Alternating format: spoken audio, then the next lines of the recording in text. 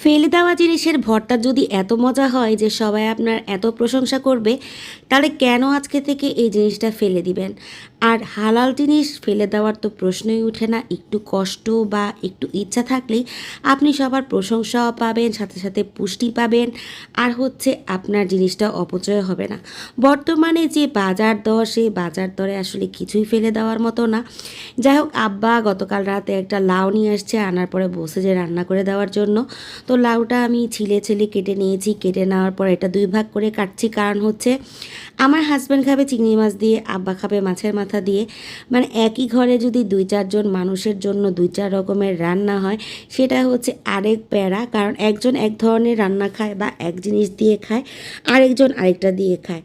যাই হোক, আমি এই যে লাউয়ের খোসাগুলো নিয়ে নিচ্ছি, কারণ মানে লাউটা যখন কাটতেছিলাম মনে হচ্ছিল লাউয়ের খোসাগুলো এত সুন্দর, এগুলো ফেলে দেওয়ার তো প্রশ্নই উঠে না। তো এগুলো আমি একদম ভালোভাবে কেটে কুটে মানে ছোটো ছোটো টুকরা করে ধুয়ে নিয়েছি। আর হচ্ছে যে টমেটোগুলো কেটে নিচ্ছি, কারণ আমার হাজব্যান্ড আবার টমেটোর টক খাবে।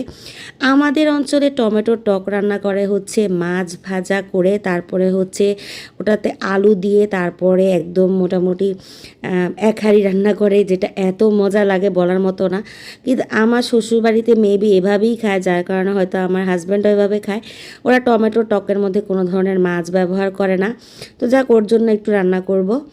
তো এখানে হচ্ছে এই যে আমি এখানে মাছ, তারপরে হচ্ছে মাছের মাথা, এগুলো হলুদ আর লবণ দিয়ে মাখিয়ে নিয়েছি একদম। কাটাকুটি আমার সব কমপ্লিট। ধনিয়া পাতা, কাঁচামরিচ, রসুন যা যা দরকার ছিল সব কিছু কেটে কুটে রান্নায় চলে আসছি। আসার পর এখন আগে প্রথম হচ্ছে মাছের মাথাগুলো ভেজে নিব। মাছের মাথা ভেজে নিব হচ্ছে লাউ দিয়ে রান্না করার জন্য। আর আমি ছোট চিংড়ি মাছও নামিয়ে নিয়েছি। ওই যে বললাম না যে এক একজনের খাবার যদি এক এক রকম হয়, আসলে কিছু তো করার নাই। কারণ হচ্ছে সবার রুচিও একরকম না, সবার খাবারের চাহিদাও একরকম না, সবাই খেতেও একরকম পছন্দ করে না।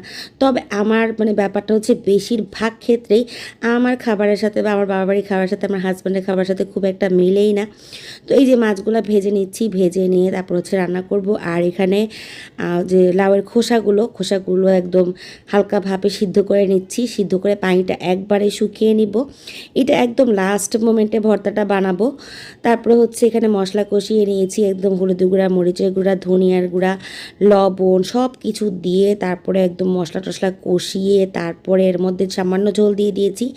এই রান্নার মধ্যে আমি বেশি ঝোল ব্যবহার করব না, কারণ এই মাছের মধ্যে বেশি ঝোল দিলে খেতে ভালো লাগে না।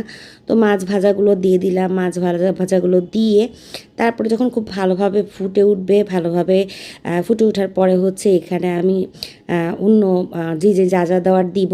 এর মধ্যে হচ্ছে চিংড়ি মাছ ভাজা করব। সেটা হচ্ছে বড় ছেলে গতকালকে যখন মাছ ভাজতেছিলাম ও বলতেছিল যে ওর কাছে নাকি চিংড়ি মাছ ভাজার স্মেল আসতেছে। মানে আসলে চিংড়ি মাছ ভাজাটা বা রান্না করাটা ও খুব পছন্দ করে। তো যাই হোক, এখানে যে মাছটা কিন্তু মোটামুটি হয়ে এসেছে। লাস্ট মোমেন্টে হচ্ছে টমেটো দিয়ে দিচ্ছি। আর এখানে দিয়ে দিব কাঁচামরিচটা লাস্টে দিলে আসলে অনেক ভালো লাগে।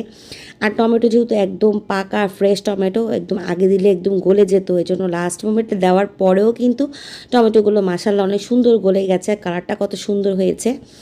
এই লাউ কিন্তু বসিয়ে দিয়েছিলাম, এর মধ্যে কারেন্ট ছিল না, যার কারণে ভিডিও করতে পারি নাই। তো লাউ রান্না বসিয়ে দিয়েছি। লাউয়ের মধ্যে আসলে যত কম মশলা দেওয়া যায় ততই বেশি মজা লাগে। কিন্তু যেহেতু লাউয়ের মানে মাছের মাথা দিয়ে রান্না করতে, সেহেতু একটু মশলা দিয়েছি। আর যদি চিংড়ি মাছ দিয়ে রান্না করতাম তাহলে একদম সাদা সাদা রান্না করতাম।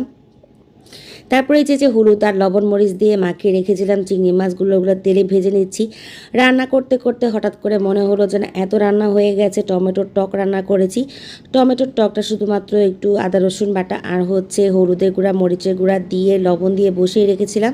তারপর একদম গলে যাওয়ার পরে রসুন কুচি আর পেঁয়াজ কুচি দিয়ে তারপরে হচ্ছে বাগার দিয়ে নিয়েছি। তো এরপর হচ্ছে চিংড়ি মাছ রান্না করতেছি। আর সিদ্ধান্ত নিলাম যে লাউ দিয়ে যে চিংড়ি মাছ রান্না করব ভেবেছিলাম, সেটা আর রান্না করব না, কারণ রান্না অনেক বেশি হয়ে গেছে। আর রিসেন্টলি এত তরকারি থেকে যায় যেগুলো খাওয়ার মানুষ নেই। তো ভর্তা বানানোটা শুরু করছি। ভর্তাটা আমি যেভাবে বানিয়েছি ঠিক সেভাবে সেভাবে যদি আপনি ভর্তাটা বানান, বিশ্বাস করেন এত মজা, এত মজা। লাউয়ের খোসার ভর্তা হয়, আপনি কল্পনা করতে পারবেন না। যাই হোক, আমি এখানে কিন্তু 2টা শুকনা মরিচ, কিছু কাঁচা মরিচ আর কিছু রসুন আগে ভেজে নিয়েছি। ভেজে এখানে চাকচাক করে কিছু পেঁয়াজ ভেজে নিয়েছি সাথেই। তারপরে হচ্ছে চিংড়ি মাছ দিয়েছি। এখানে আমি কোনো লবণ বা কোনো হলুদের গুঁড়া, কোনো ধরনের কোনো মশলা অ্যাড করি নাই। তারপরে লাউয়ের খোসা যে ভাপ দিয়ে নিয়েছিলাম, একদম পানি শুকিয়ে নিয়েছিলাম, ওইটা দিয়ে তারপরে হালকা টেলে নিয়েছি। একদম হালকা, বেশি টালতে যাবেন না, তাহলে আর বাটতে অনেক কষ্ট হবে। তারপরে ধনিয়া পাতা দিয়ে তারপরে মিক্স করে নিয়েছি। এবার ছেলেকে বললাম, বাবা তুমি আমার একটু হেল্প করো, কারণ এখন স্ট্যান্ড লাগিয়ে ভর্তা বানাইতে গেলে আরও ঝামেলা হবে, খাওয়ার সময় প্রায় হয়ে গেছে। তো ছেলে আমাকে একটু হেল্প করছে, ছোট মানুষ যতটুকু পারে হেল্প করে। তো প্রথমে হচ্ছে মরিচগুলো বেটে নিয়েছি, কারণ দেখা যায় মরিচ যদি আমি ভর্তার সাথে একসাথে মিক্স করে বাটতে যাই তখন বিচি বিচি থেকে যায়, তখন মরিচের বিচিগুলো কামড়ে পড়বে আর ঝাল লাগবে অনেক। আমি যথাসাধ্য চেষ্টা করি ভর্তার মধ্যে মরিচের পরিমাণ কম দেওয়ার জন্য, কারণ ঝালটা আসলে ওইভাবে অত বেশি এখন আর খেতে পারি না। তো আলহামদুলিল্লাহ ভর্তা কিন্তু বানানো শেষ, আর পেঁয়াজটা হচ্ছে একদম লাস্ট মোমেন্টে একটু আস্তে আস্তে করে রেখে দিয়েছি। এরকম একটা ভর্তা বিশ্বাস করেন আপনার একবেলার খাওয়ার অবশ্যই অবশ্যই অবশ্যই স্পেশাল করে তুলবে। আল্লাহ হাফেজ।